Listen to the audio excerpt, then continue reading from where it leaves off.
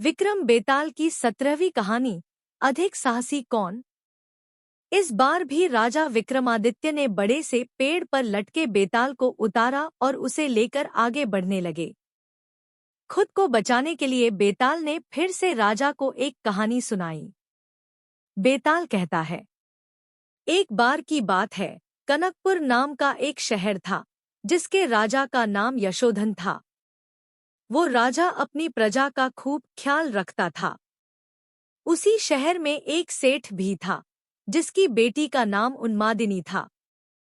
वो बहुत ही सुंदर और गुणी थी। उसे जो भी देखता वो उसे देखता ही रह जाता था। जब सेठ की बेटी बड़ी हुई तो सेठ ने उसके शादी का निर्णय लिया। सेठ सबसे पहले राजा के पास अपनी बेटी की शादी का प्रस्ताव लेकर गया। सेठ ने राजा के पास जाकर कहा कि महाराज, मैं अपनी बेटी की शादी के बारे में सोच रहा हूँ। वो बहुत ही सुंदर, गुणी और विद्वान है। आप यहाँ के महाराज हैं, सबसे ज्यादा साहसी, गुणी और विद्वान आपसे अच्छा मेरी बेटी के लिए कोई नहीं हो सकता है।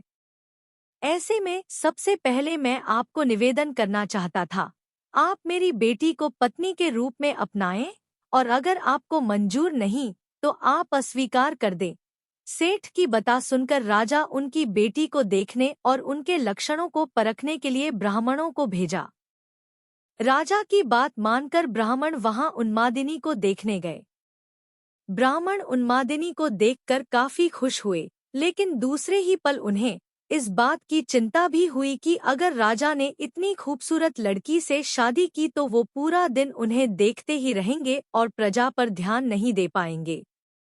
इसलिए ब्राह्मणों ने फैसला किया कि वो राजा को उन्मादिनी के रूप और गुणों के बारे में कुछ नहीं बताएंगे।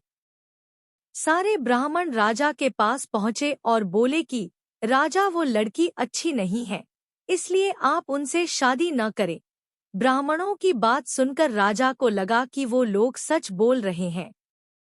राजा ने उन्मादिनी से शादी करने के लिए मना कर दिया। फिर सेठ ने राजा की अनुमति से राजा के सेनापति बलधर के साथ अपनी बेटी की शादी करा दी। उन्मादिनी शादी के बाद खुशी से रहने लगी, लेकिन कभी-कभी उसके मन में यह बता जरूर आती थी कि राजा ने उसे बुरी औरत समझकर उसके साथ शादी करने से मना कर दिया था। एक बार बसंत के मौसम में राजा बसंत का मेला देखने निकले। राजा की सैर की खबर उन्मादिनी को भी मिली। वो देखना चाहती थी कि वो कौन राजा था जिसने उसके साथ शादी नहीं की। यह सोचकर उन्मादिनी अपने घर की छत पर राजा को देखने के लिए खड़ी हो गई। राजा अपनी पूरी सेना के साथ उधर से जा ही रहे थे कि उनकी नजर छत पर खड़ी उन्मादिनी पर पड़ी। उसे देखकर राजा पूरी तरह से आकर्षित हो गए। उन्होंने अपने सेवक से पूछा, यह खूबसूरत लड़की कौन है? तब सेवक ने राजा को सारी कहानी बताई। यह वही लड़की है जिसके साथ ब्राह्मणों के कहने पर आपने शादी करने से मना कर दिया था। बाद में इसकी शादी सेनापति बलधर के साथ हो गई थी। पूरी बात सुनकर राजा को गुस्सा आया और उसने ब्राह्मणों को नगर छोड़ने की सजा दे दी। उसके बाद राजा बार बार यह बात सोच कर दुखी रहने लगा।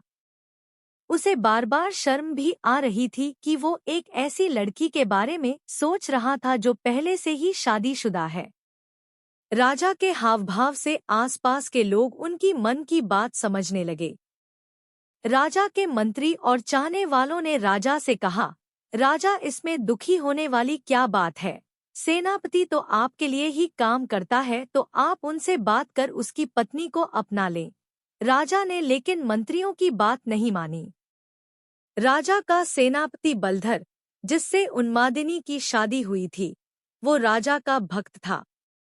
उसे जब राजा की बात पता चली तो वो राजा के पास पहुंच गया और बोला, राजा, मैं आपका दास हूँ और वो आपके दासी की ही पत्नी है।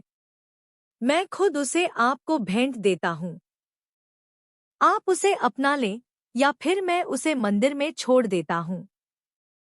वो देवकुल की स्त्री हो जाएगी तो आप उसे अपना सकते हैं। राजा को सेनापति की बात सुनकर बहुत गुस्सा आया। राजा ने कहा, राजा होकर मैं ही ऐसा बुरा काम करूंगा? कभी नहीं। तुम मेरे भक्त होकर मुझे ऐसा काम करने को कह रहे हो। अगर तुम अपनी पत्नी को नहीं अपनाओगे तो मैं तुम्हें कभी माफ नहीं करूंगा। राजा मन ही मन उन्मादिनी के बारे में सोचते सोचते मर गया। सेनापति राजा की मौत से बहुत दुखी हुआ और इस बात को सह नहीं पाया। उसने अपने गुरु को सब बात बताई।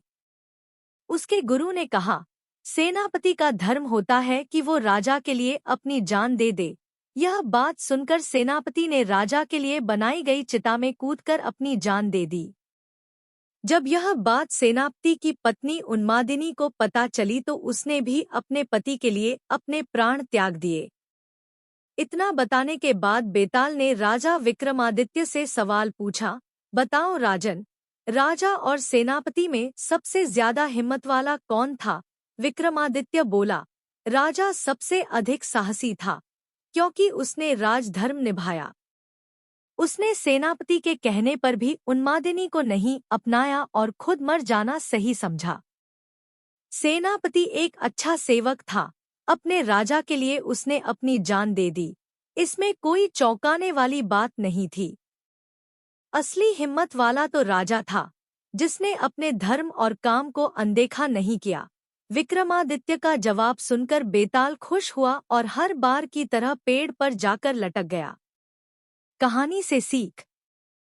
असली हिम्मत वाला इंसान वही होता है जो खुद से पहले अपने परिवार के बारे में सोचे और अपनों का ध्यान रखे।